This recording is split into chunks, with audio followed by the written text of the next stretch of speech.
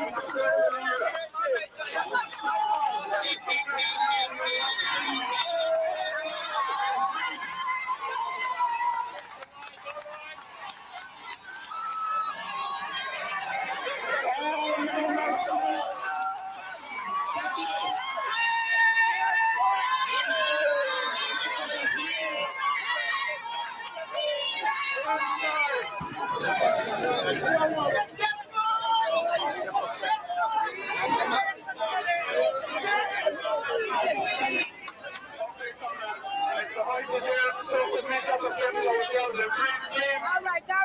bicycles, please keep going up the street. Go up in the street.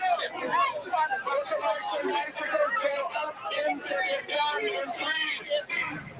Keep on you. Go up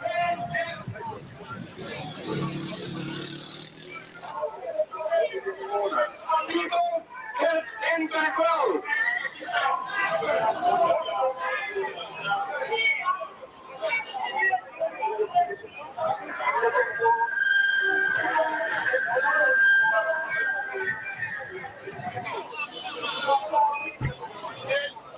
All the nationals who want to be on the right side of the road and just keep. You cannot be here when the crowd is on, marshals. You cannot be standing around the square and the people are moving up. We want the marshals to be on the right side of the protest. Everybody is black to drop the marshal. A marshal is somebody that's cold.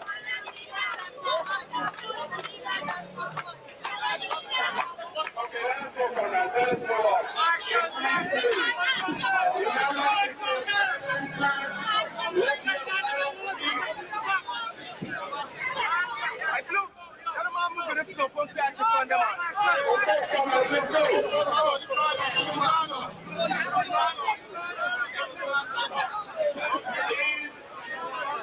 Let us move on. Please keep your condition all the time. Marshals stay to the right side of the crowd. Do not allow Okay, let's go.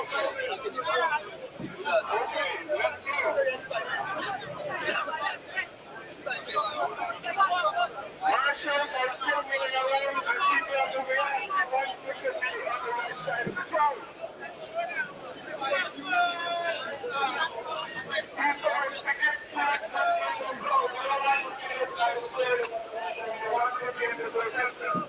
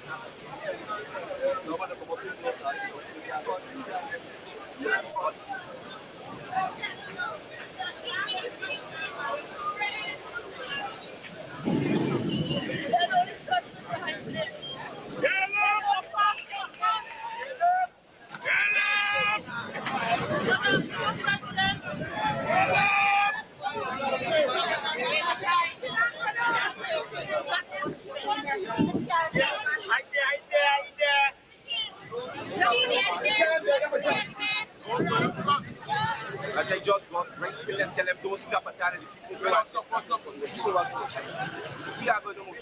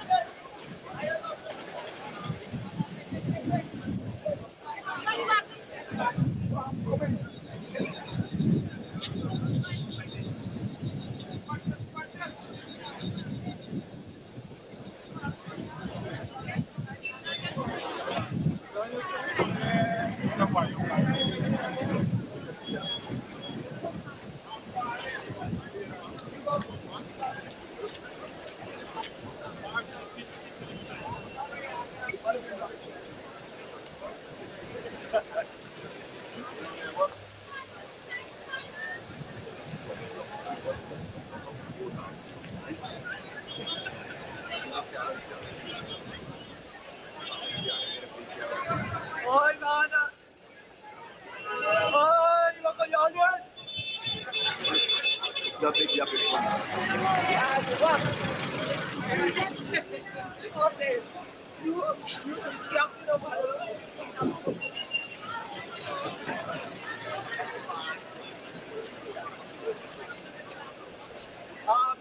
Thôi rồi.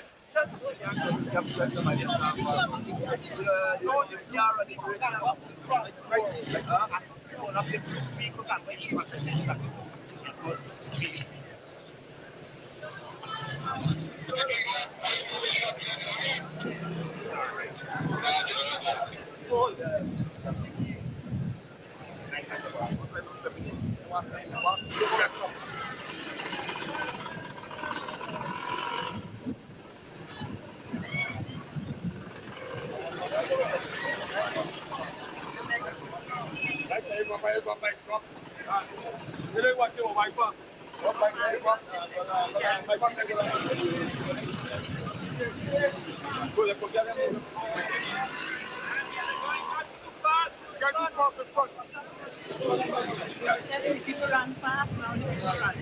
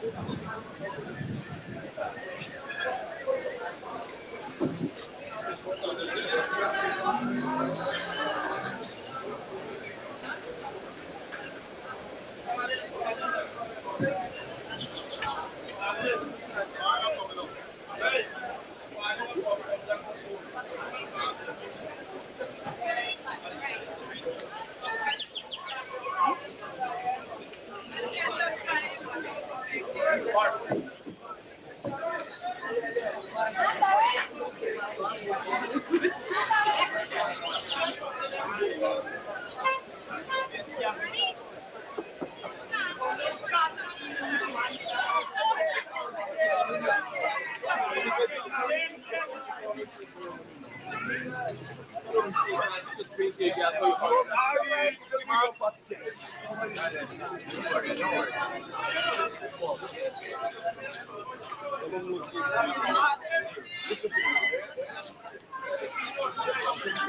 is pretty nice video. I'm not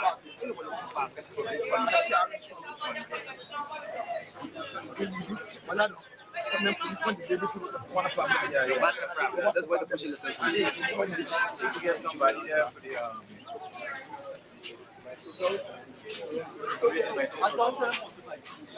come back and do it.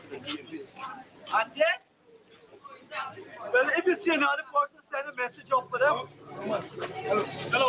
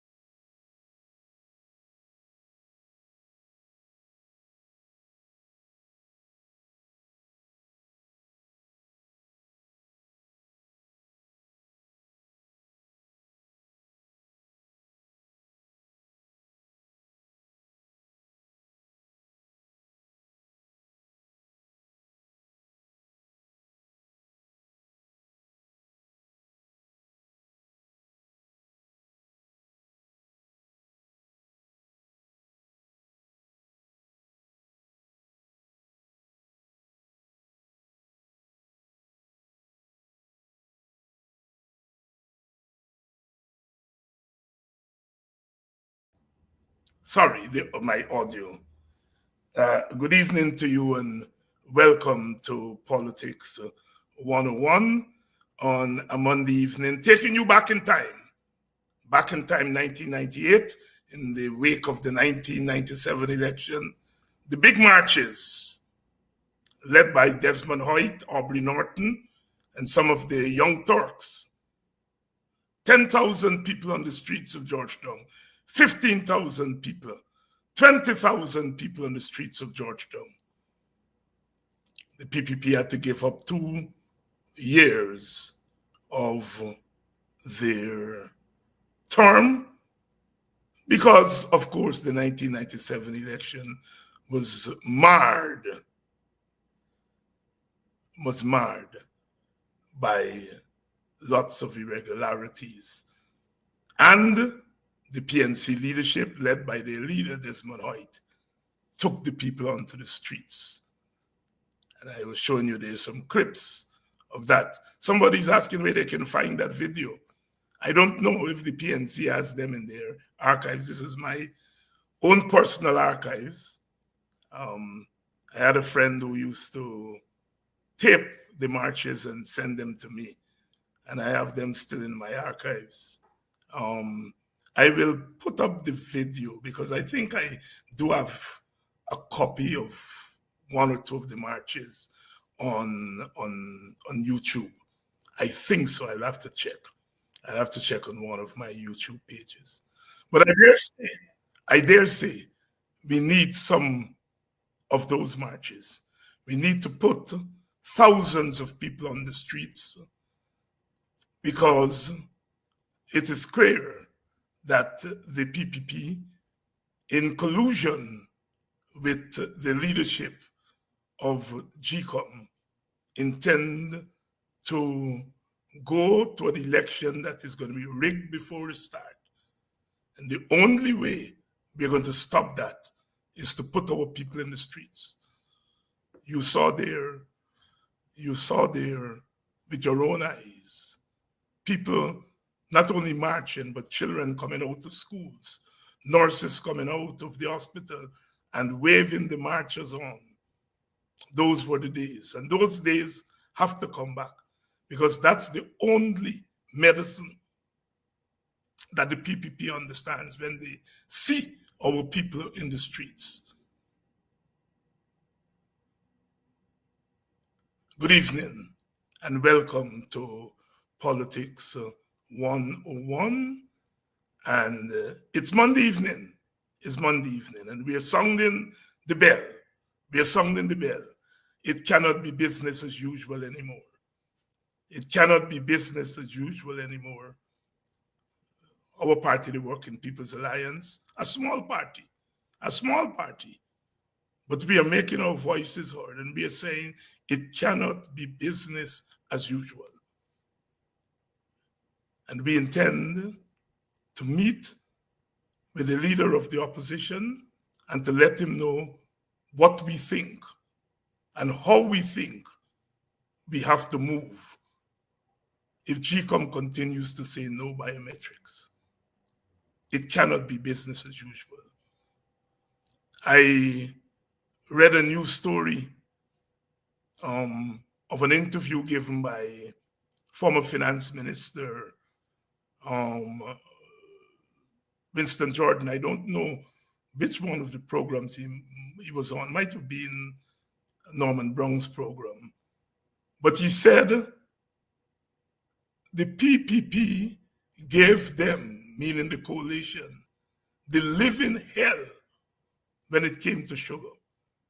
And I know that because I was close enough to the government to know that from day one, the PPP gave them the living hell, right up to the point where they collude with external forces to overthrow the coalition.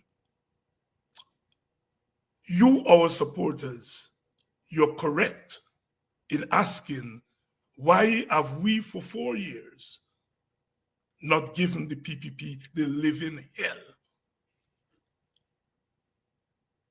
They have done 100 times worse than what the coalition did.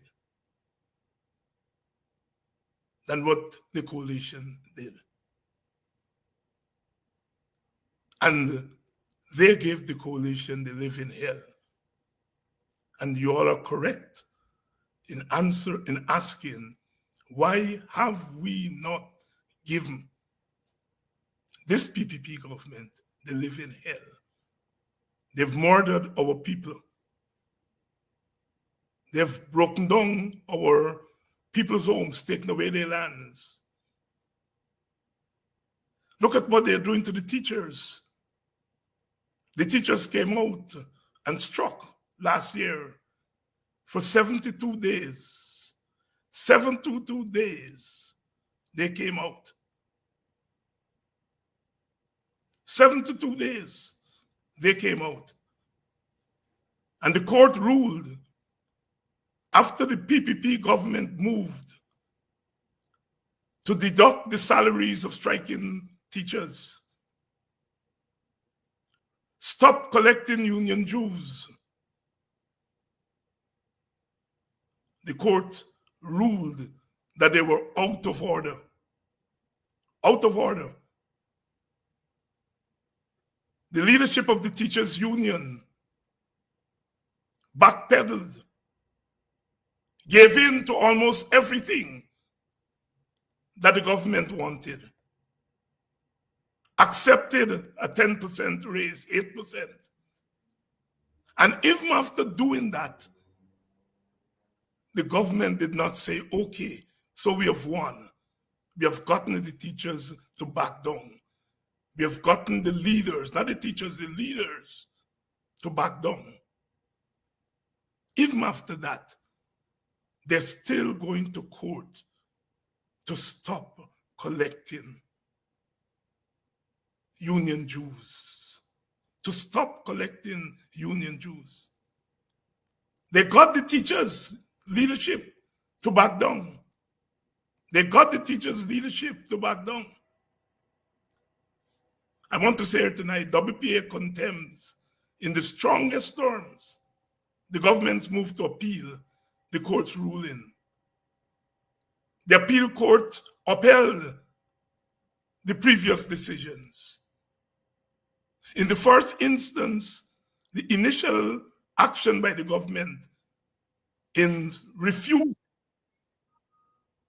to deduct the dues, it was a violation of the spirit and the letter of industrial relations best practice.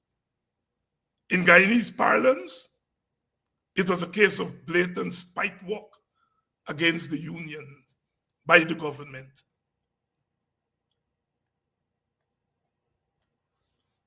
Attorney General Nandlall, I heard him saying that why must the government collect dues to the union? The union must collect their own dues. It is not the government business to collect dues. That man sat there and said that. We are asking the following questions. What danger does the GTU pose in asking the government to deduct union dues from teacher salary? Is the GTU an alien entity? Are teachers not contributors to the national purse and as such are entitled to request government services? Thus collecting the union dues put undue burden on the government. As the government stopped deducting dues for NASI, have they stopped collecting dues for GAWU? Is the government fighting the GTU for ethnic reasons? We are asking these questions. We can only conclude, the WPA can only conclude that the government's ultimate intention is to weaken the GTU. And it's seeking to get the court to help it to do that. We have seen this script before. We have seen this script before.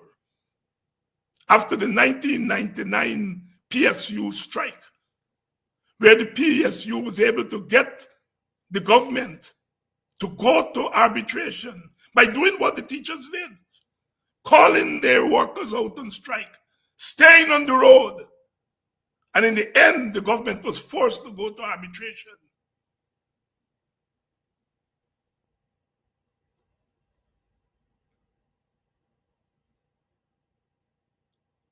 It was an arbitration committee of 3 the government had one representative. They agreed on the chair. And Clive Thomas was representing, Dr. Clive Thomas of the WPA was representing the PSU. And that arbitration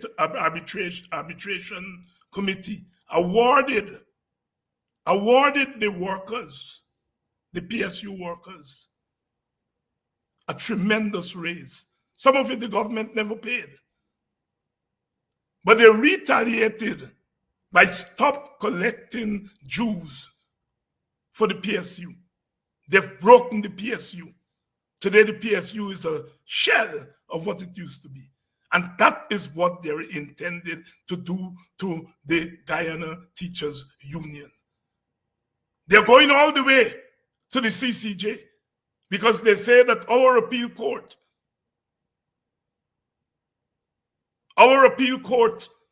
doesn't rule in their favor. Why the appeal court must rule in their favor? The appeal court must do what is right. So they're going to the CCJ. We in the WPA are saying we have to draw some lines in the sand. We have to draw some lines in the sand. We must not allow them to break the GTU as they've done the PSU. We have been quiet for too long.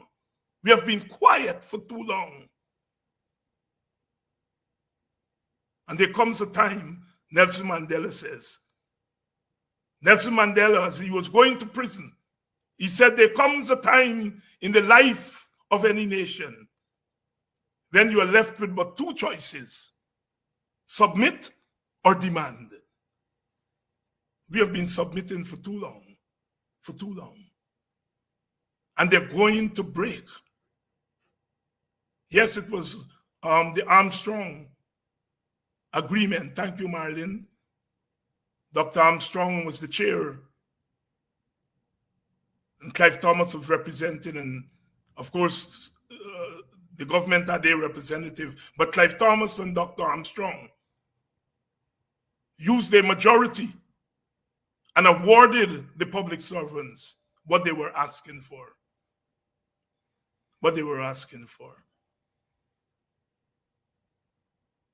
And you have heard Dr.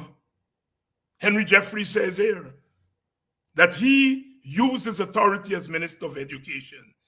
And he appointed Father Malcolm Rodrigues, the late Father Malcolm Rodrigues, who was also associated with the WPA. And he appointed Dr. Rodrigues, associated with the WPA. Some of you all just wallow your all mouth and ask what WPA bring to the table. It was WPA's Clive Thomas, along with Dr. Armstrong.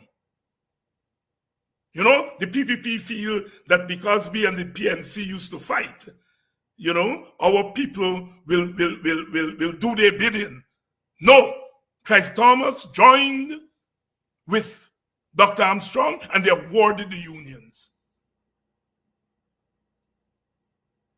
They awarded the PSU.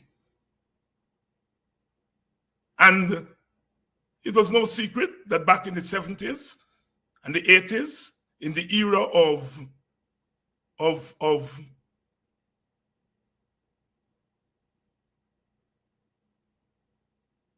religion, the church standing up for the poor, that there were some priests who stood with us in the WPA. Father Rodrigues was one of them. He would speak on our platforms. And he, when appointed by Henry Jeffrey, awarded the teachers a big raise. WPA. You see, this nonsense.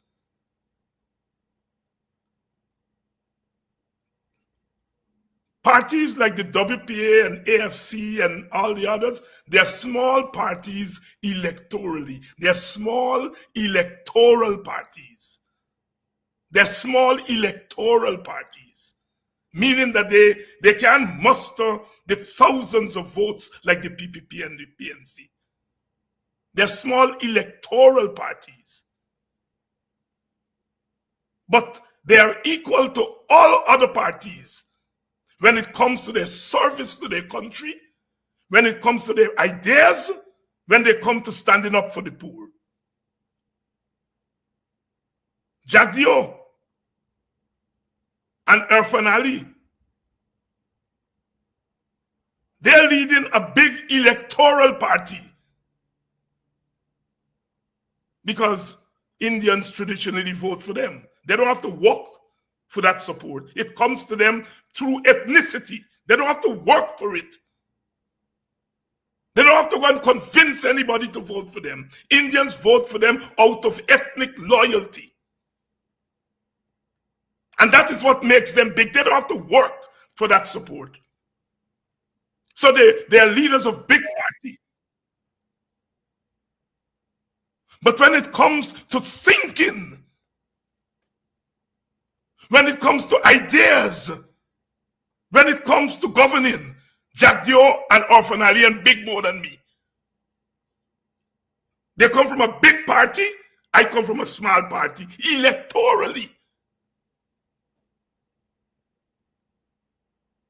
For me and the WPA to get 2 seats, 3 seats, we gotta go and work for it. They get it by default, and they sit up there and talk a lot of shit about big party and who's supporting it. Yes, they get electoral, so they don't work for it. So the big party electorally, they can beat me there. But when it comes to ideas, when it comes to courage, I will bust their ass. I am bigger than them. And y'all Guyanese got to stop this nonsense of big and small party. The big parties don't have to work for votes. African people support the PNC. Indian people support the PPP. The PNC perhaps got to work more because black people can be a little bit contrary. Some of them, just, oh, what you do for me, and so on. So the PNC got to work for their own. PPP don't got to work for their own. Parties like the AFC and WPA got to work for their own. We got to go out and go down in the trenches. And I am saying, not like Jack Dio and Irfan Ali can big more than me. I am big when it comes to ideas. I am big when it comes to courage. I have seen the walls of prison.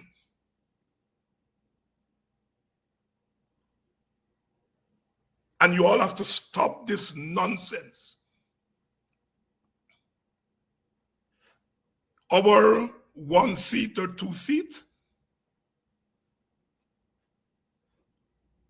can take us over the line. If we go up to 31, if we go up to 31, if we go up to 32, we still got to get 33. And my 1 seat or 2 seat can make the difference between a big minority and an absolute majority.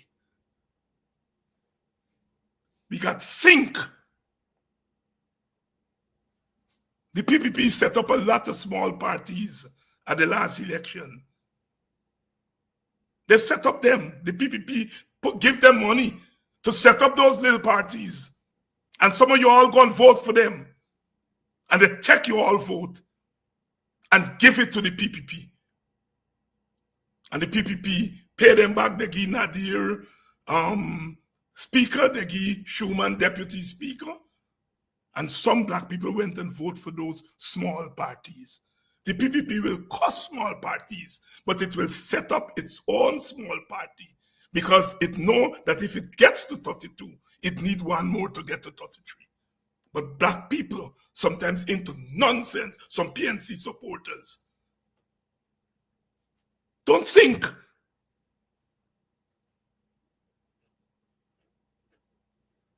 If AFC bring 1 seat and WPA bring 1 seat, that's 2 seats. I don't know nobody else see, but I know that I ain't taking me 1 seat or 2 seats and give it to the PPP. I'm taking me 1 seat and 2 seats and join it with the PNC to get the PPP out of office. I'm clear about that. As I said last week, I fight Jagan Burnham when he was alive. I fight Burnham when other people were running for cover. Burnham is dead and gone. And I ain't fighting Burnham no more. I'm fighting those who are alive and beating up Guyanese people.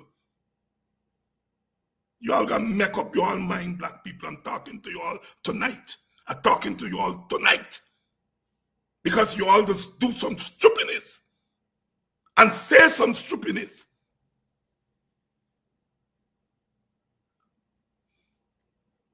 I have no doubt that the PNC could win an election on its own. They are a big party. They can win an election. They have people who've been voting for the PNC from creation and will continue to vote for the PNC. But when you're in a battle, you don't want to barely win or barely lose. You want to guarantee you win. And in that case, Aubrey Norton get more sense than Granger and them who treat the WPA bad during the coalition. At least Aubrey Norton recognized that it is better to go into an election dead sure than to go into an election maybe.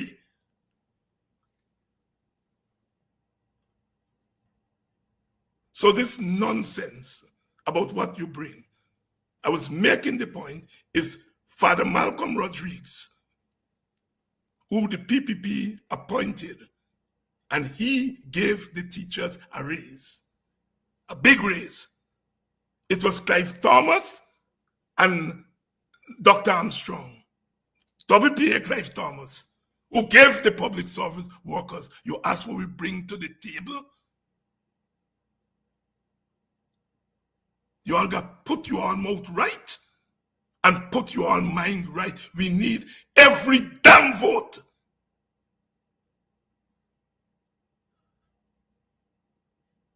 And I make it very clear. If I had access, if the WPA had access to 50,000 voters or 20,000 voters, I bet you bottom dollar, all of them would have been on the road now. All of them would have been on the road. If we had access to 50,000 voters, if we had access to the resources that the big parties had, not like G-Com and Claudette Singh could have been pulling the shit that they're pulling. That is what we bring. Fearlessness.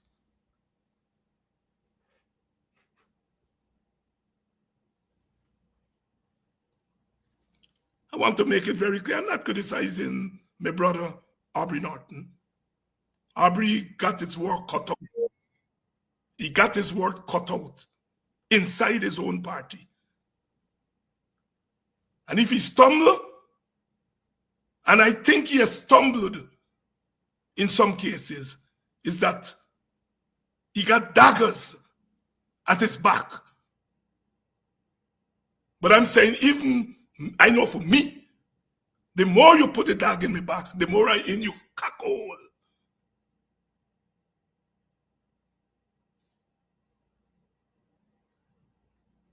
We stop fighting. We stop fighting. We stopped fighting for 4 years. And we're there where we are now. And it's not too late. We got to turn this shit around.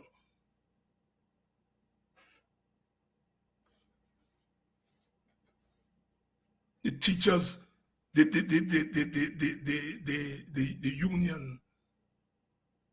union leadership, those shameless big men going to court now and saying that the teachers, the union was wrong to suspend them. Suspend?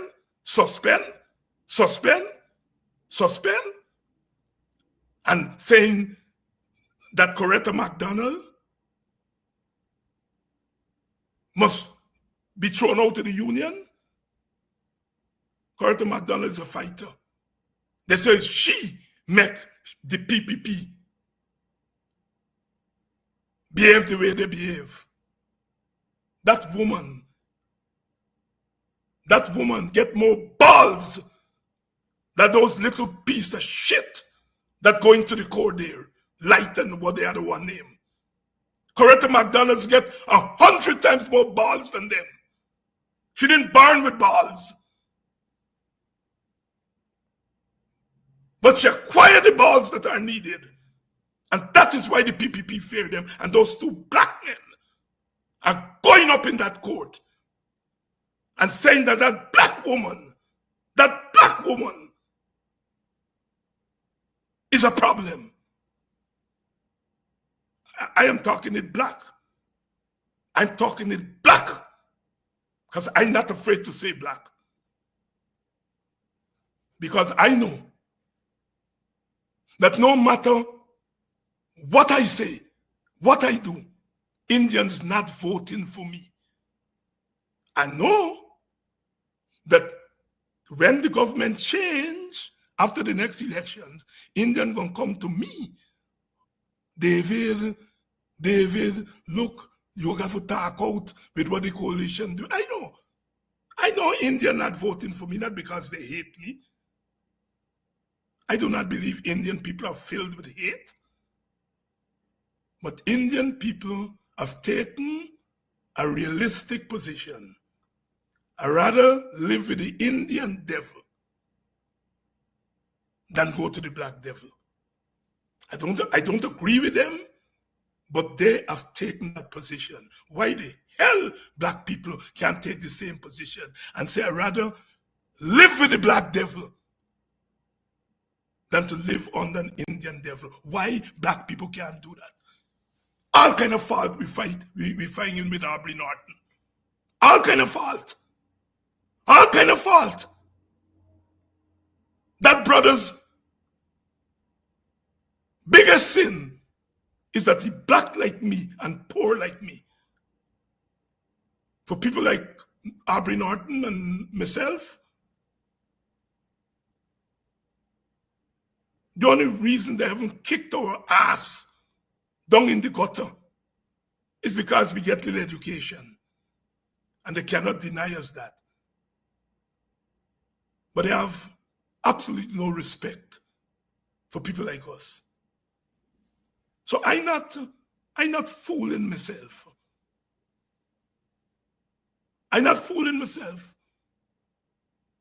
I know that if the PPP start to rain down terror on me, on Ogunse, on Clive Thomas, on the rest of us in the WPA, is black people who will have to defend us.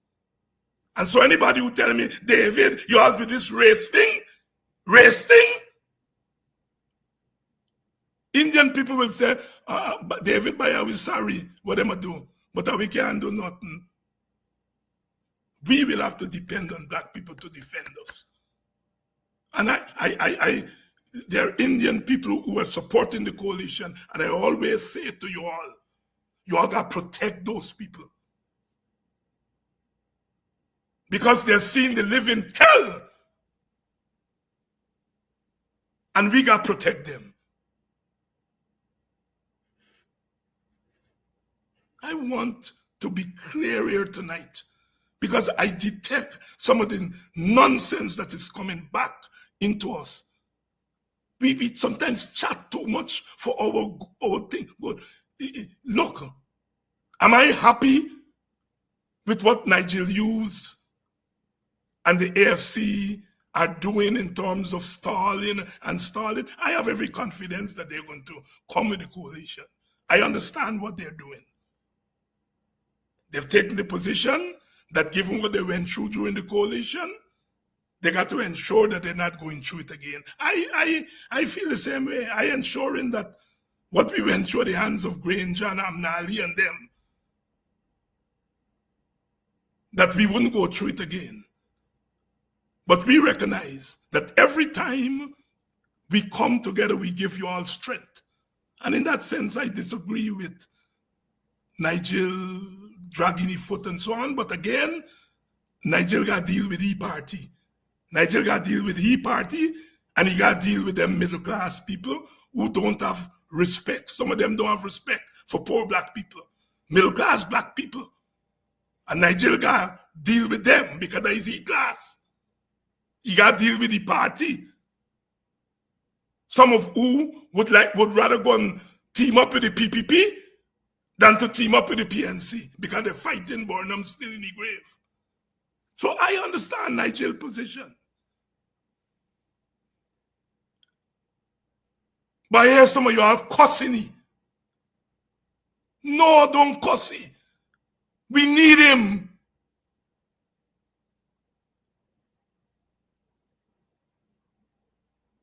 Some of y'all just cuss me.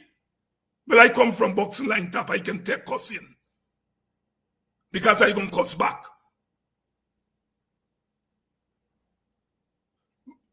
We need all of us. I am clear about what the image of Aubrey Norton, Nigel Hughes, and David Hines standing together, what it does for black people psyche. I know that. And I'm not playing games with that. That is why the one place that they can't tell me and get support, that we mobilize our people to come on the line top on our day, Emancipation Day. And I invited those two brothers and I stood in the middle and held their hands. I have a sense of history and I have a sense of what our people want.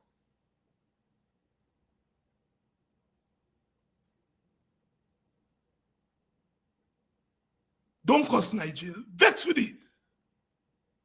Vex with it. You all have every right to. You all have every right to. You all have every right to vex, but don't cuss him. We need him. We need him. Why you think Jagdio cusses Nigel every week? He cussed me and the WPA. We are geriatric, we are old man, and we can't walk properly. And me and he a grown man, you know. And me know me walk more strong than he. Why you think he cuss Nigel and cuss me? Because he knows that the two of us with Aubrey Norton spells trouble for the PPP.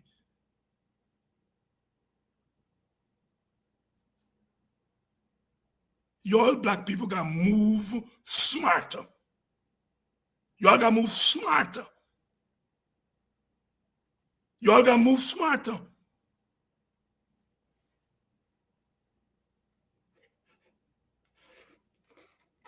They're trying to break the teachers' union. See those two black men sitting up in court there, talking down Coretta McDonald.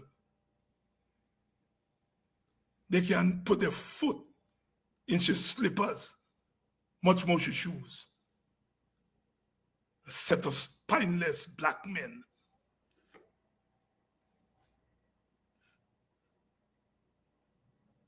A set of spineless black men. And the PPP thrives on black men like that. The PPP thrives on black men like that.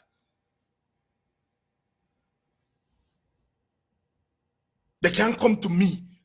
They can't come to my brothers and sisters in the WPA with that shit. We don't want nothing. We don't want nothing. And we know the game. And we intend to fight and to encourage you all to fight.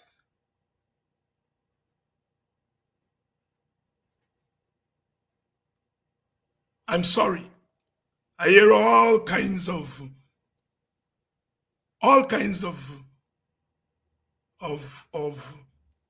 justification for what Sister Gita did in Parliament. Oh, she's been objective and so on. I hear all of that. My position is Gita is out of order. She's wrong.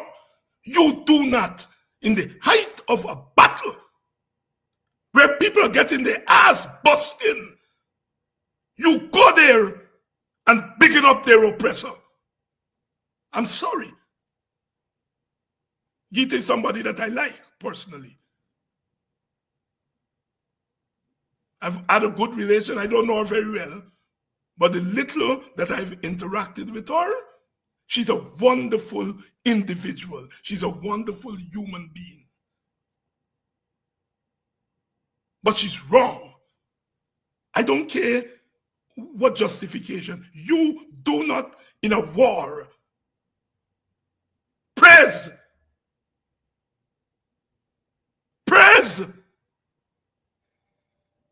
the enemy. And I'm saying that the PPP has become our enemy.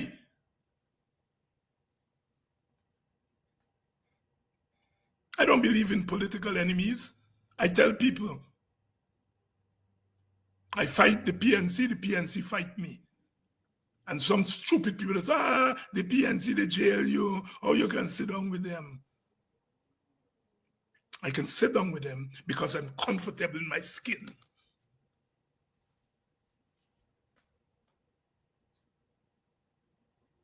I'm comfortable in my skin. I will not sit down with the oppressors there. My position is clear. Ultimately, the PPP represents half of this nation. And ultimately, for us to get peace in Guyana, all of us got to sit down at the table. But we have to get rid of the PPP, put them in opposition. Let us chew them. It's only then they will come to a national government at the table. So long as they have power, they are not thinking about national nothing. They're thinking about control. So I'm sorry. I'm sorry. I cannot agree with what Gita's done. I like James Bond. He treats me as a big brother. Very good relationship.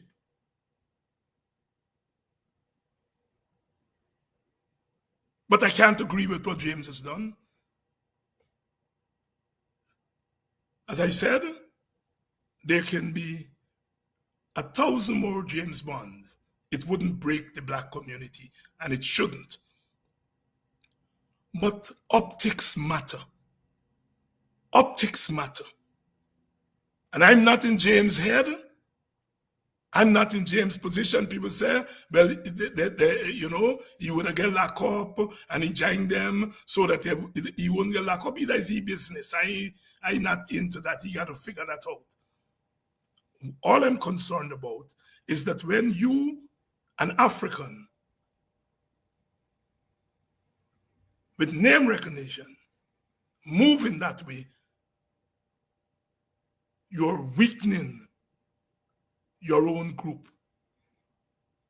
And I'll tell James that to his face. I still love him because he's a brother. He's a brother. But he's wrong.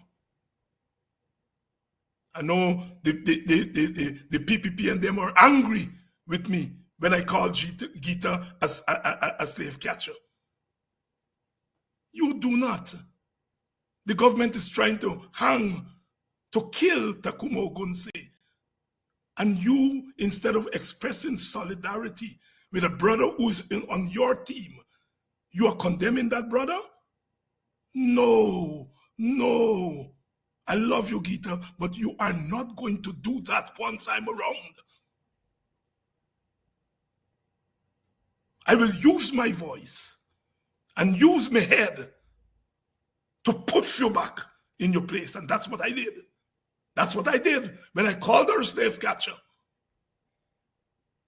Because had she gotten through, there are other Indian brothers and sisters in the PNC who would have followed her and joined with the PPP to slaughter my brother. And that shit ain't happening with me. I want you all to understand me politics. I want you all to understand my politics well. I want you all to understand the politics of the WPA.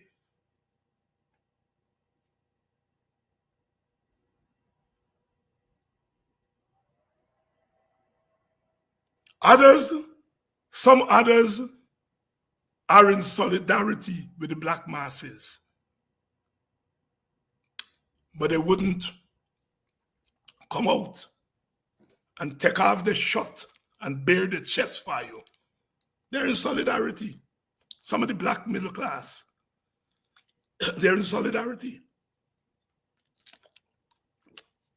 But they're not prepared to put their reputation on the line to defend all your black poor people.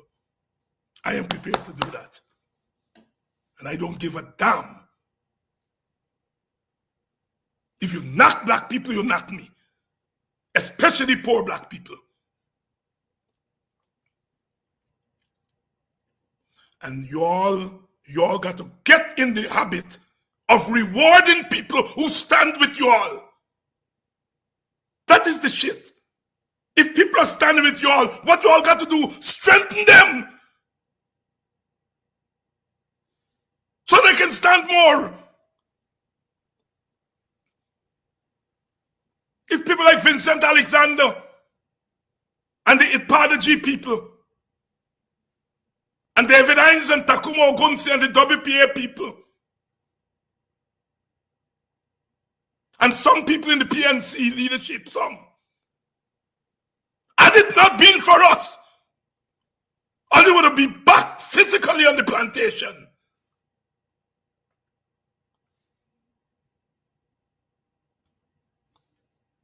People talking about who's big party and small party. I repeat, if I had 20,000 people who would vote for me and they can identify themselves, the streets of Georgetown would have been full.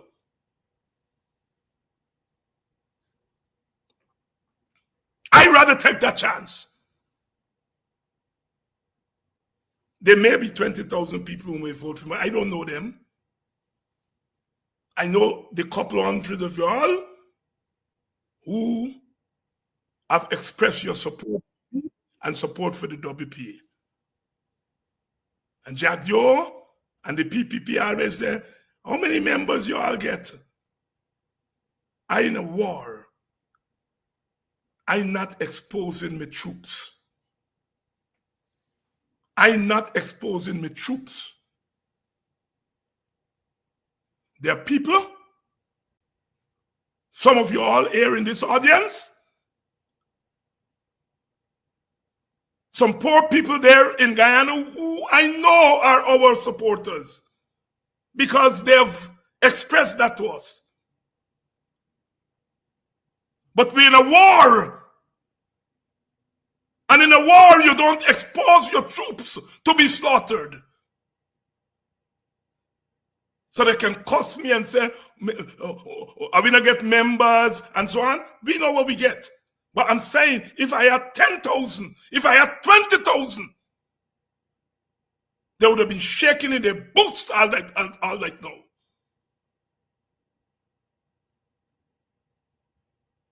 If I had the money, the resources,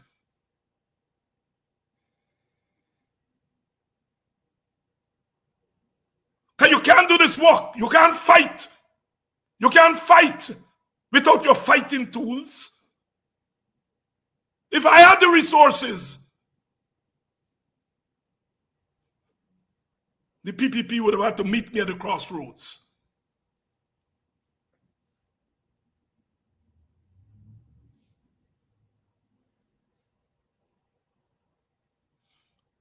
The example I want to set to you all is fear is not an option. Black people have become cowards.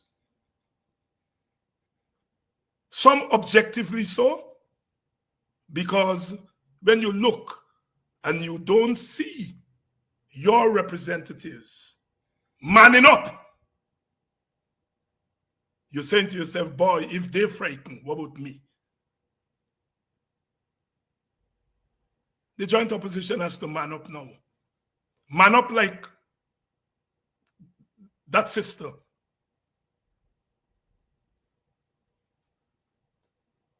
Coretta McDonald. She man up. And she woman up. She woman up. Because these days, the man them a manai. And the man them will say, I began to eat a bread, and they would push their gun and shoot my ass for a bread. The women will protect me more than the men. The black man, some of them, not the majority. Some of them have become manai.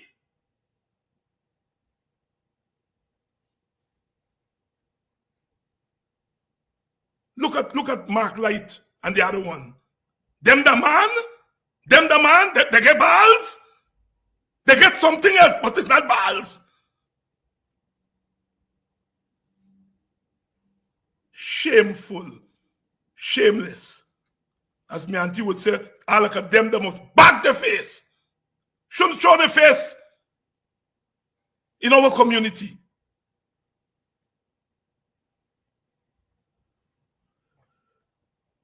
Sisters and brothers, in struggle, you have to push the envelope. You don't pull back.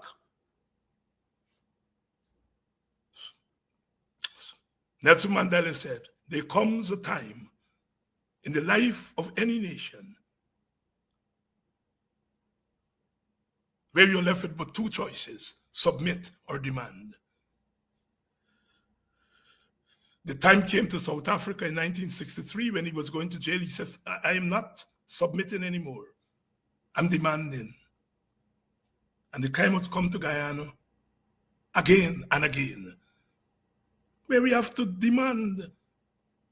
It pains me to see big strapping black men cowering before the PPP. Cowering. Finding all kind of shitty excuse. You have to eat. Of course you have to eat. Of course you have to eat. But you're going to sell your ass in order to eat?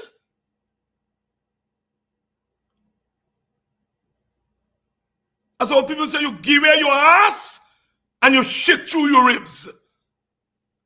That is what some of our people are doing. And I want to protect the majority of you from doing that.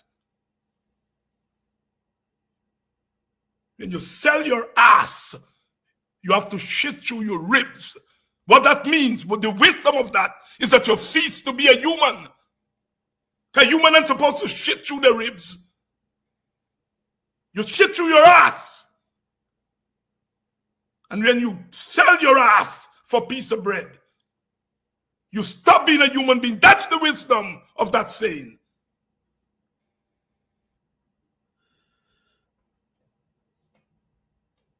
Look what they have reduced us to.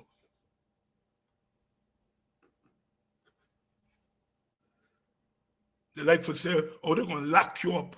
They're going to this, they're going to lock me up. I don't stop going home to my country. I don't stop going there. Not like them don't stop me. When I go in at the airport, they got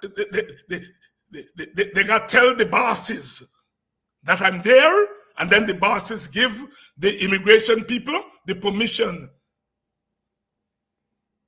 Clear. Them little immigration officers dead with laugh. In fact, since they see me coming through, they'll start smiling. That's been there for the last 25 years. It stopped. Ramzatan stopped it. I didn't have to have clearance to enter my own country. And the minute they take office, they think, well, they can do that. I'm not crying. I got to come in my country because I'm a bandit. And they got to do what they got to do. But I hope when I got to do what I got to do, they don't cry.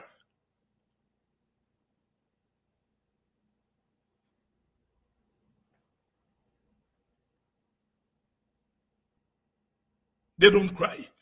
I'm not crying now. But since I opened my mouth, since the WPA said last week that we got to go up on the street to get biometrics, they start to cry.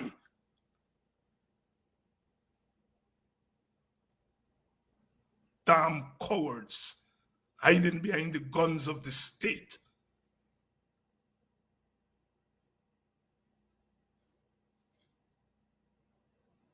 Come out from behind the guns of the state and come down in the ring where we fight. And there can only be one winner. Because I'm not a coward. I wasn't born a coward. Those of us who gave our lives and our sacrifices and joined the WPA in the 70s, we couldn't be cowards. In those days when you joined the WPA, you had to be brave.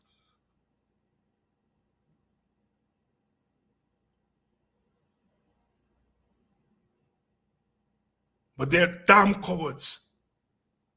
I challenge Irfan Ali and Jagdio, come out from behind the protection of the guns and come down in the ring, let me slug it out. If you come in with the brains, I'm going to bust your ass. You come with muscles, your ass going to get bust more. Are you going to tell them, David, I said so? And that is the spirit I want you all black people. That is the spirit I want you all to adopt. Not this shit where you hiding and crying. We were never cry babies. They shackled us on the slave plantation for 400 years and we never cried.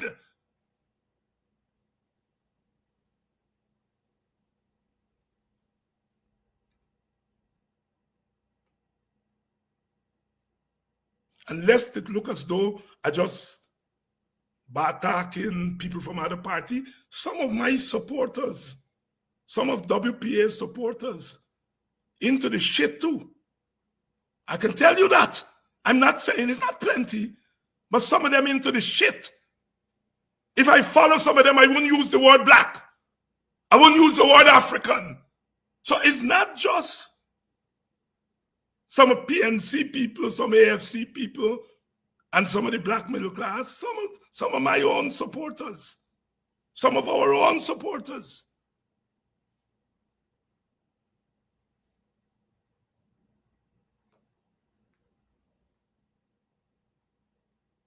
The sickness has to go. Look at that man. Look at that man. Borrowed $2 billion, $2 billion.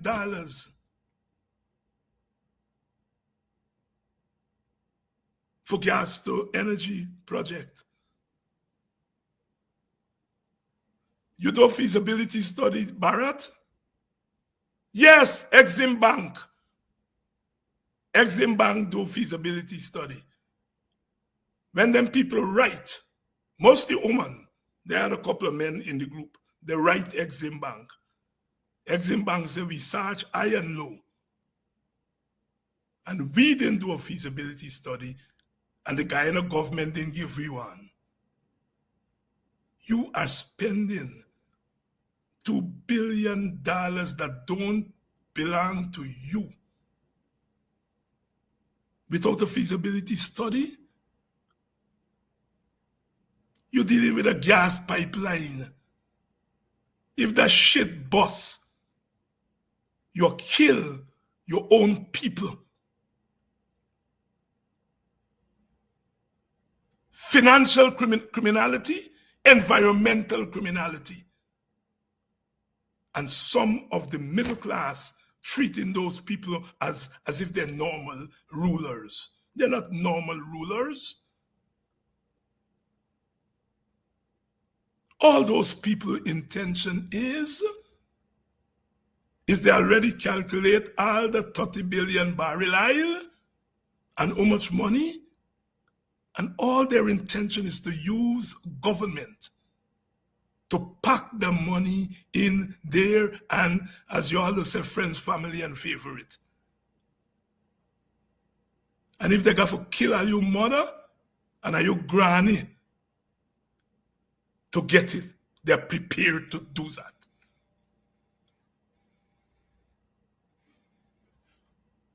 And if you're prepared to kill me, I taking you seriously. You're not putting a gun in front of me and I say, you don't intend to kill me. You intend to kill me. And I have to defend myself. I have to defend my people. I have to defend my people. It's not them little Indian boy and girls they use. It's my own sons and daughters they're using. Who killed Crummy Wing? Who killed Waddle?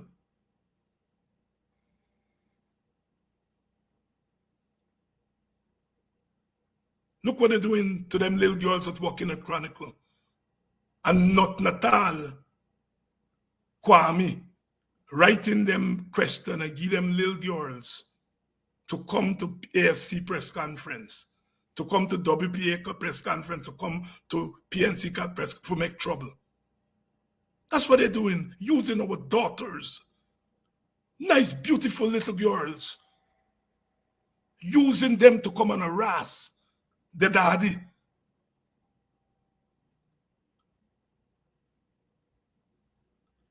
At some point, we have to let those little girls and little boys know that they're fair game. If they send you with a gun to shoot me, I'm not saying you're not going to shoot me. I want to get the artists who send you for the gun. You get the gun in front of me and you accept the job of a mercenary. I'm sorry. If you aim the gun at me, I'm going to aim back at you. So when you come to my press conference, you come to the WPA press conference and you shoot your shit, you're going to get the ignorantness from me. The little girl, they only trying for make a living. Go find and make a living somewhere else and don't sell yourself to be a goddamn mercenary. At some point you have to say no.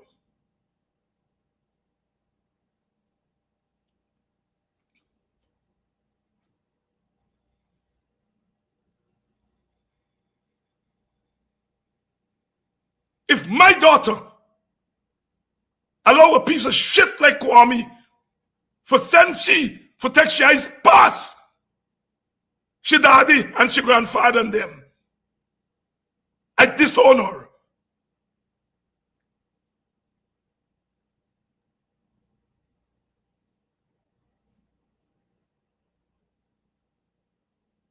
If I have left myself undone for mind me adult child, rather than she going and prostitute herself,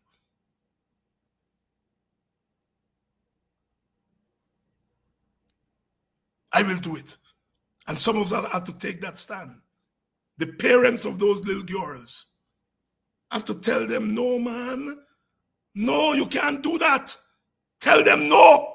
Tell them no.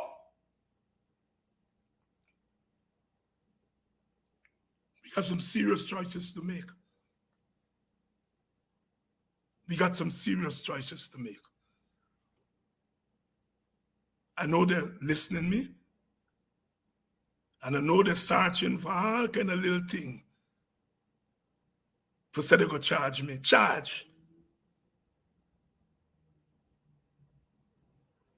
I've been getting charged since me been in short pants.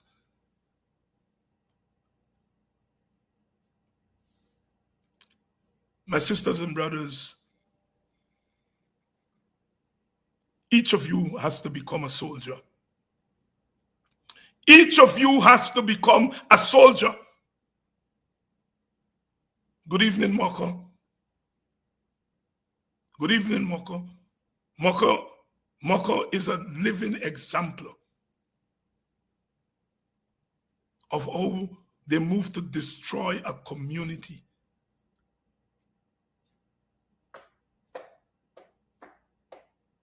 Each of you has to become a soldier. You all are in war.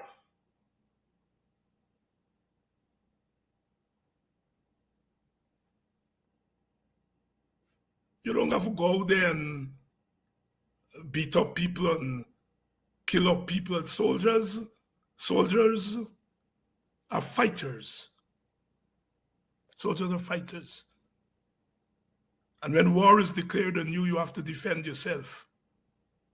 And there are a million ways to defend yourself. There are a million ways.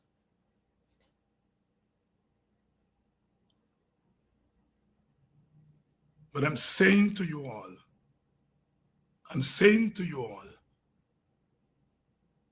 that we got to stop some bad habits. Got to stop some bad habits. I don't agree with, as I said, I don't agree with some of Aubrey Norton's tactical moves. I don't agree with some of Nigel Hughes' tactical moves. I don't. But they're my brothers. They're my brothers.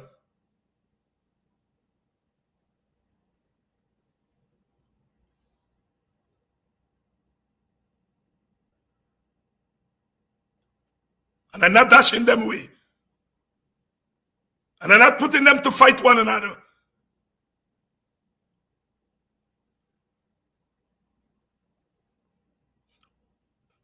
I'm saying that Nigel and those we get wrongy, Raphael and Pato and them, they got to come on the ground and hear what you're saying.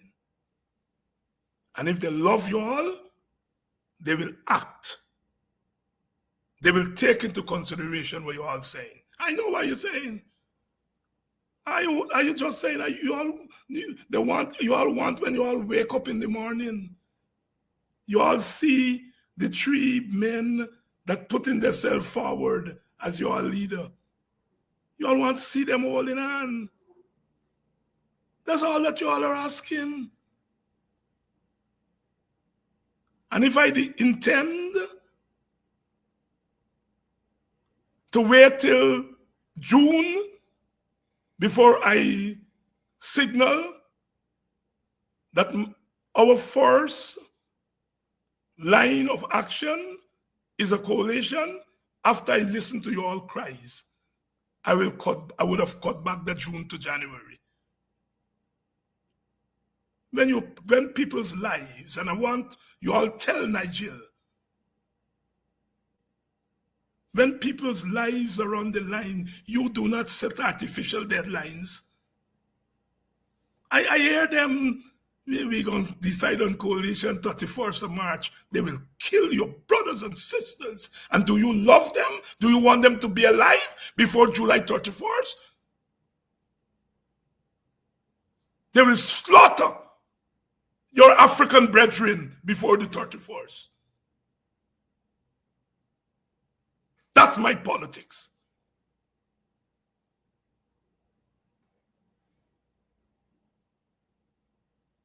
I ain't playing softball with Aubrey, you know.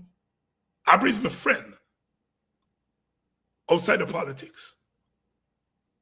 We have known each other 30-something years and we've always had a cordial relationship. But when it comes to politics, if there's need to play hardball, I'll play hardball.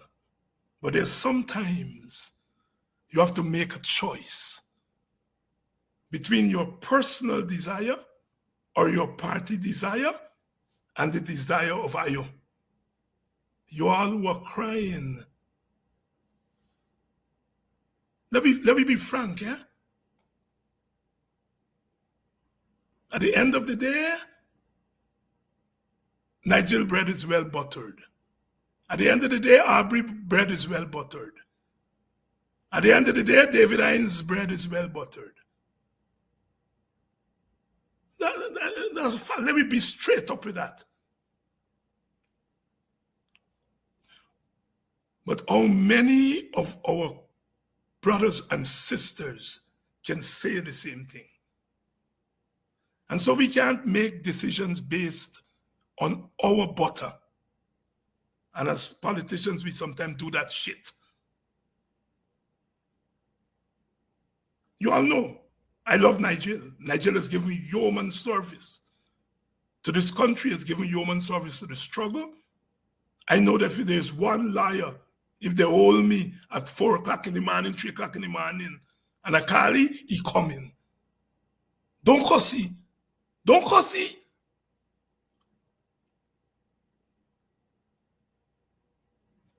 I disagree with some of his tactics. I think some of his tactics miss the human mark. Some of his tactics may be correct politically. Because I'm telling you all, Granger and Amna and the leadership, Basil and all of them, the leadership of the 8th, they didn't treat me nice. They didn't treat me nice. They didn't treat the AFC nice. They treated WP even worse. So I understand the apprehension of the AFC. But all I'm saying is that our hurt in the way we were treated cannot take precedence over the hurt that you all people, poor people, black people, brown people are going through. Our hurt cannot take precedence over you all hurt.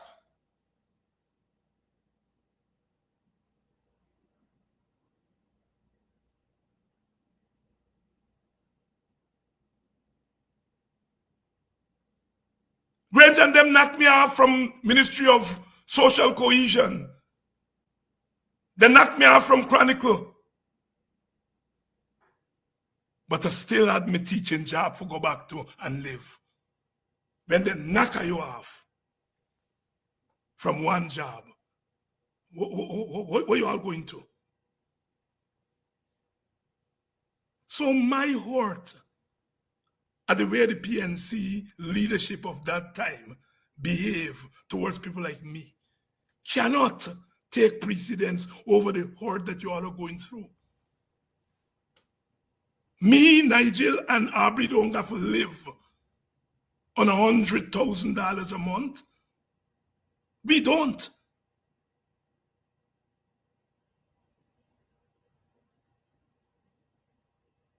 That's what the majority of you all gotta live on. We don't have to live on it. Our hurt cannot guide our politics. If hurt was to guide politics, we in the WPA would have been on the rampage morning, noon, and night. The hurt. We answered Robert Corbyn's call. Robert Corbyn said, I am going to my arch enemies, the WPA, because the PNC cannot do this alone by ourselves, by ourselves. Corbyn, and he went not to friends, he went to enemies, because the WPA and the PNC were enemies in the 70s. And we answered that call.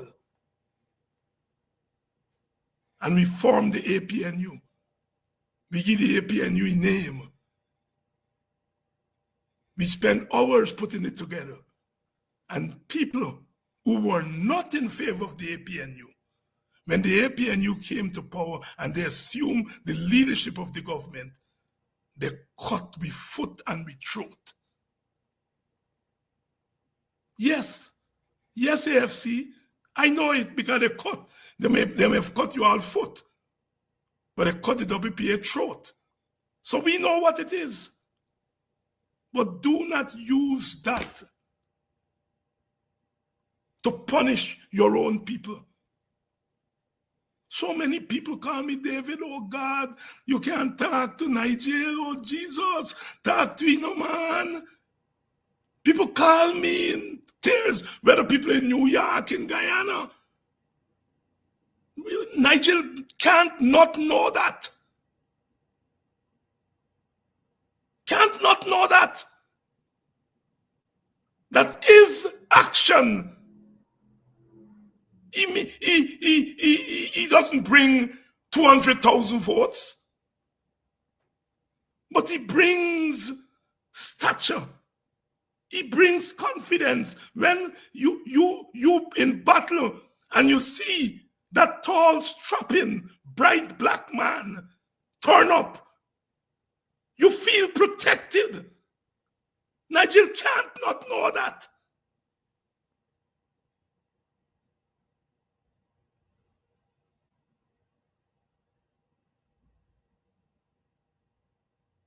Can't not know that. And that's where many get me difference. That's where I have a difference with the AFC. Tactical. It's nothing I understand what they're doing. But I'm saying you got to balance the thing. You got to take care of your party, but you got to take care of your people.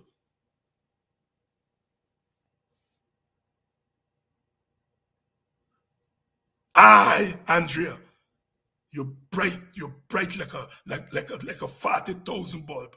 WPA looked at the bigger picture. That is what I'm struggling for say. The bigger picture. The bigger picture.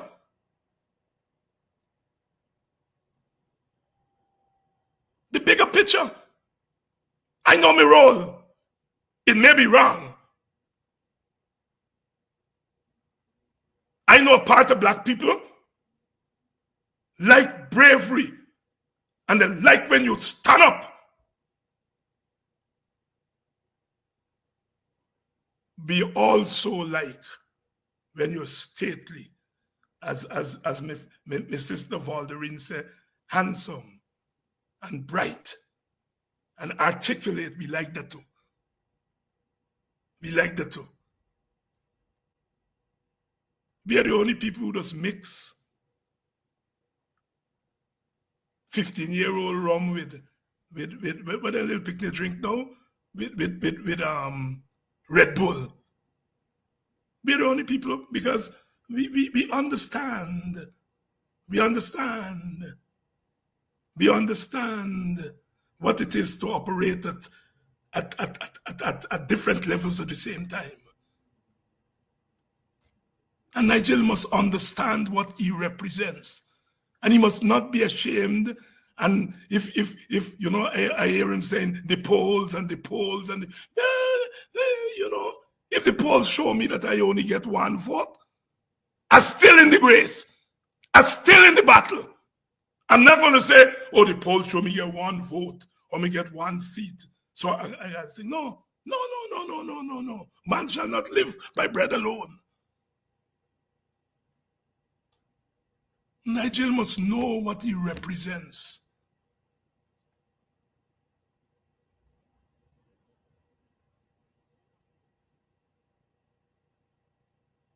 Black people don't like bullying. They don't like bullying. They may take some bullying, like some of us taking out from the PPP. But we never like bullying. We never like bullying. And so many people have called me and said, man, they're bullying Aubrey. they're bullying Arbery. No, I don't think they're bullying Arbery. But if your supporters saying that they feel that's what you're doing, you gotta listen to them. I do not believe Nigel bullying Arbery. I don't think so. I don't think they're bullying Arbery. Well, Arbery don't take bully. So even if they were bullying, there's one human being don't take bullying. You know? But I don't think they're bullying him. But people say they think it's bullying. Perception becomes reality. I don't agree with Arbery nuance thing with street protests. PPP don't understand nuance.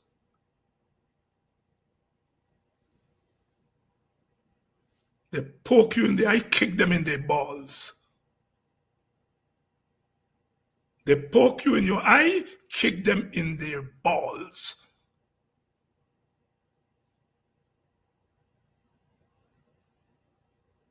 Don't say if I kick them in their balls, before the doctor come, they're gone dead. Don't say if you kick them in their balls, I'm gonna go to jail. They poke you in your eyes. Kick them in their balls. That's my philosophy.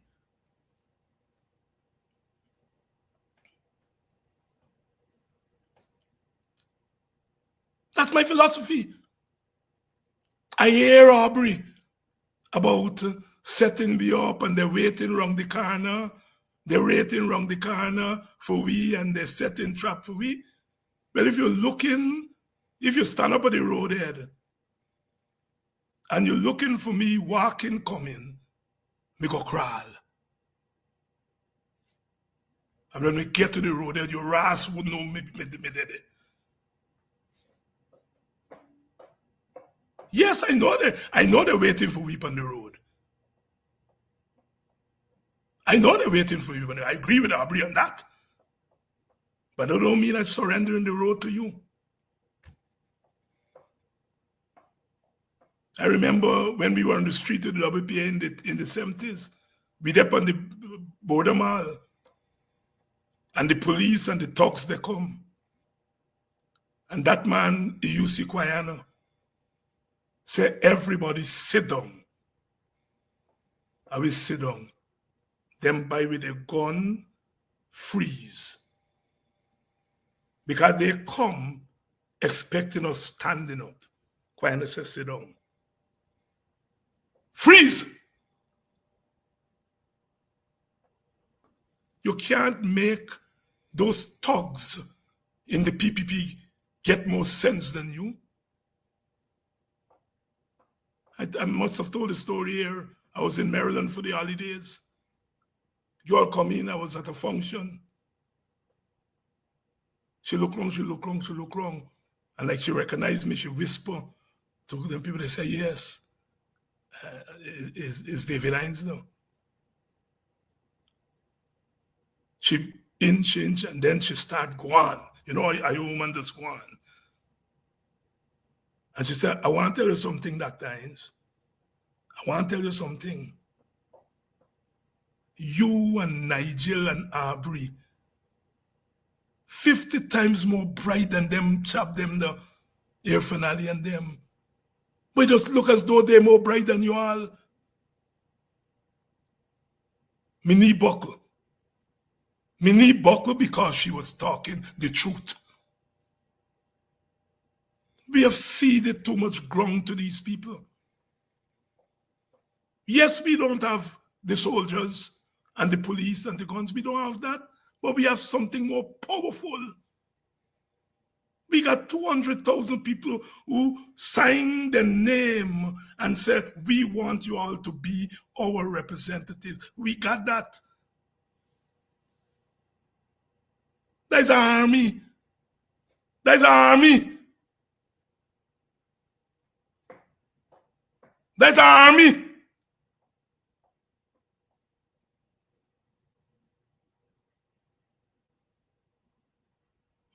You all know, you know the Christians, our onward Christian soldiers, marching us to war with the cross of Jesus.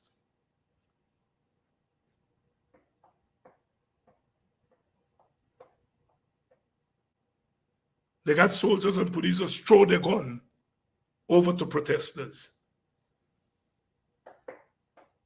They got police and army. When you face them down, just throw the gun over. But I ain't gonna throw gun over to you if you're not out there fighting.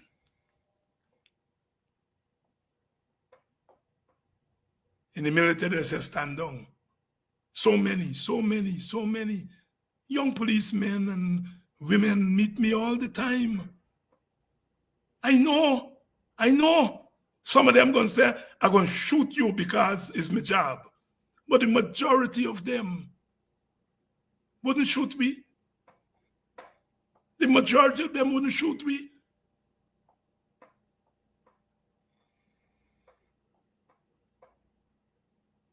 Sisters and brothers, we have to develop some gumption in these coming months. We have to develop some gumption. And I know that you all are not going to go there on your own.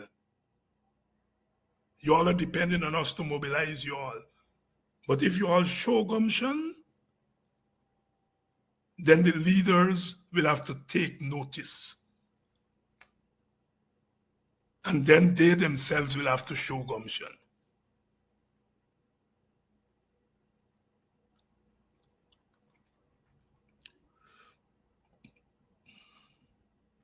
And I'm leaving you all with this. Reward those who stand up and fight with you all.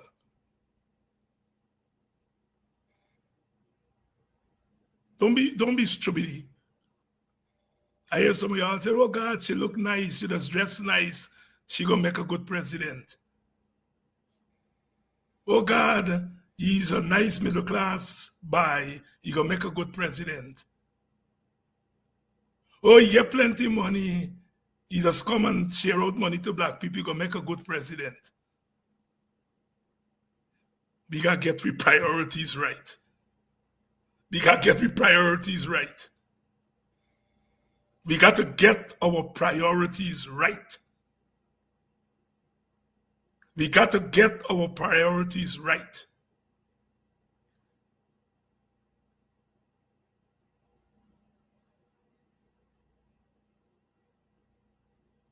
We are all in this together. We are all in this together. And if we give it away now, it will take us 5 generations to get it back. By which time all of we dead and gone, and those who are left would be on the plantation. And you all decide whether that is where you all want to be. I know. I ain't live all these years to go meekly back onto the plantation. I ain't going there. I'm not going back there. And nothing like them pistol boys who are running this government will make me reduce myself to less than what the Maker put me on this earth to do. No pistol, little boys, who probably still up to this age still piss in their bed and coming out and trying to make. I beg pardon for using some cuss word tonight. But if you all know the history of cuss words, they're not cuss words. They're words of wisdom. I set a pistol, piss a bed. I don't mean it literally. I mean it politically. I set a pistol, piss a bed boys. You know, when you piss in your bed, you have not grown up yet.